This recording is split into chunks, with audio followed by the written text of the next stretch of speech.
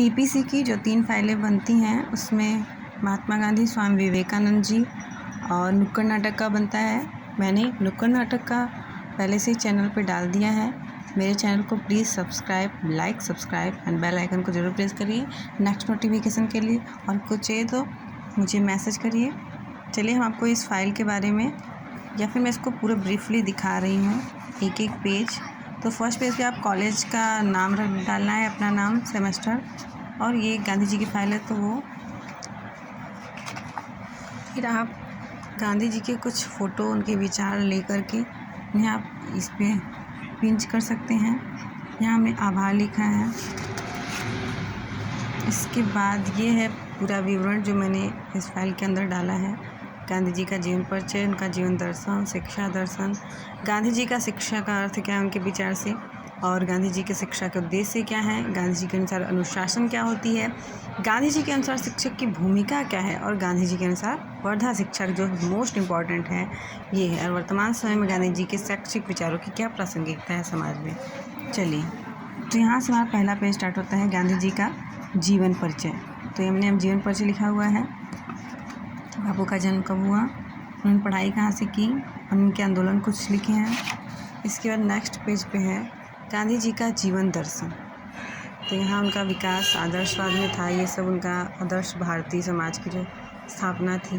फिर यहाँ पे हमने एक चित्र बनाया हुआ है जिनके माध्यम से उनके सिद्धांत बताए हैं कि सत्य, अहिंसा, अपरिग्रह, निर्भीकता और सत्याग्रह जो है गांधी जी के क्या हैं, सिद्धांत हैं। और फिर नेक्स्ट पेज पे है कि गांधी जी का शिक्षा दर्शन। तो देखिए उनका शिक्षा दर्शन की बालक की शारीरिक, मानसिक तथा चारित्रिक क्षमताओं को विकसित किया जाना चाहिए।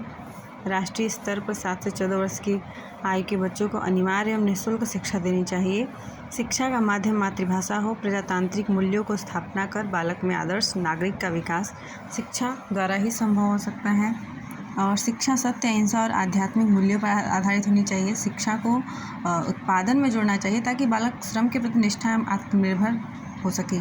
शिक्षा को हस्तकक्षा व्यवसाय से जोड़ा जाना चाहिए। शिक्षा द्वारा बालक के लिए मानसिक संस्था विद्यालय ही मानी जानी चाहिए।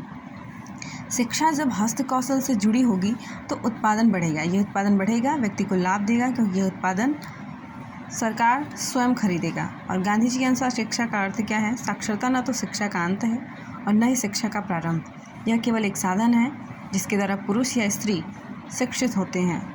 गांधी जी ने शिक्षा को संपूर्ण व्यक्तित्व के विकास का एक सबल साधन माना है। उनके अनुसार मस्तिष्क, आत्मा, शरीर एवं हृदय सभी का विकास शिक्षण क्रिया के अंतर्गत आता है। तो सच्ची शिक्षा को उन्होंने निम्न प्रकार से परिभाषित किया है कि सच्ची शिक्षा वही है जो बालक को आध्यात्मिक, मानसिक, शारीरिक शक्तियों को व्यक्त करे और उन्हें प्रोत्साहित करे। फिर मैंने एक फिगर और बनाया हुआ है यहाँ पे। ये फिगर आपके मोरल एक्टिविटीज़ को प्रदर्शित करते हैं। मोस्ट इम्पॉर्टेंट, गांधी जी के अनुसार शिक्षा के उद्देश्य। गांधी जी के हमने यहाँ पे शिक्षा के उद्देश्य में उनके चश्मे को बना के शिक्षा के तत्कालीन उद्देश्य और शिक्षा के सर्वोच्च उद्देश्य के बारे में लिखा है। ये था, और तत्कालीन उद्देश्य की कुछ हेडिंग्स हैं। और शिक्षा के सर्वोच्च उद्देश्य क्या है, परम सत्य या अंतिम वास्तविकता जो ईश्वर है उसमें तादात्म्य में होना, सत्य का अन्वेषण, आत्मा का ज्ञान। फिर नेक्स्ट मैंने एक और मोरल एक्टिविटी की है। यहाँ पे हमने चरखा बनाया है। तो गांधी जी के अनुसार शिक्षा का पाठ्यक्रम जो है वो ये है: मातृभाषा, गणित, हिंदी, आधारभूत शिल्प, स्वास्थ्य शिक्षा, ललित कलाएं, सामान्य विज्ञान, सामाजिक विज्ञान। नेक्स्ट पेज पे हम आते हैं। तो आधारभूत शिल्प यानी कि तकनीकी प्रधान क्या है, ये सब है। हेडिंग्स: कताई, बुनाई पहला। दूसरा है मातृभाषा, गणित, सामान्य विज्ञान, ललित कलाएं, सामाजिक विज्ञान, हिंदी, स्वास्थ्य शिक्षा। और गांधी जी के अनुसार अनुशासन क्या है। गांधी जी ने दमनात्मक या शारीरिक दंड के रूप में अनुशासन का विरोध हमेशा से किया है। वे प्रभावात्मक तथा मुक्त्यात्मक अनुशासन को मिश्रित रूप को समर्थन देते हैं।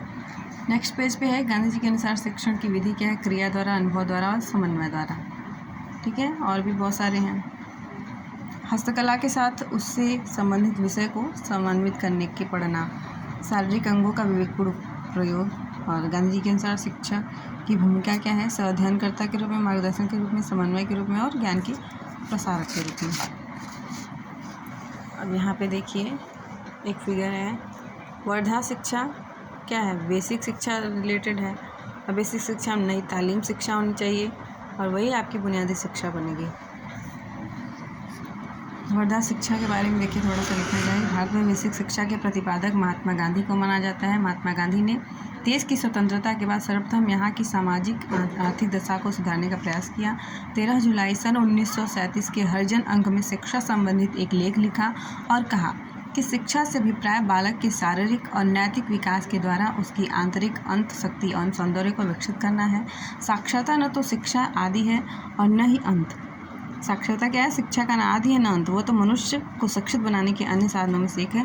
अतः शिक्षा का आरंभ साक्षरता से नहीं बल्कि कार्य के आरंभ करने से होता है। वर्धा शिक्षा सम्मेलन में 1937 में हिंदुस्तान में 11 प्रांत थे, जिसमें से 7 प्रांतों में भारतीय राष्ट्रीय कांग्रेस की सरकार बनी और 4 प्रांतों में अन्य दलों की। इस समय गांधी जी वर्धा में थे। 2 अक्टूबर 1937 के हरिजन पत्रिका में उन्होंने लिखा कि प्राथमिक शिक्षा 7 वर्ष की अवधि से अधिक समय की और इससे अंग्रेजी छोड़कर सब सब्जेक्ट पढ़ाए जाएं जिन्हें मैट्रिकुलेशन यानी कि 10th की परीक्षा के लिए पढ़ाया जाता था। फिर 1937 में वर्धा शिक्षा के बारे में कुछ यहाँ पे बताए हैं।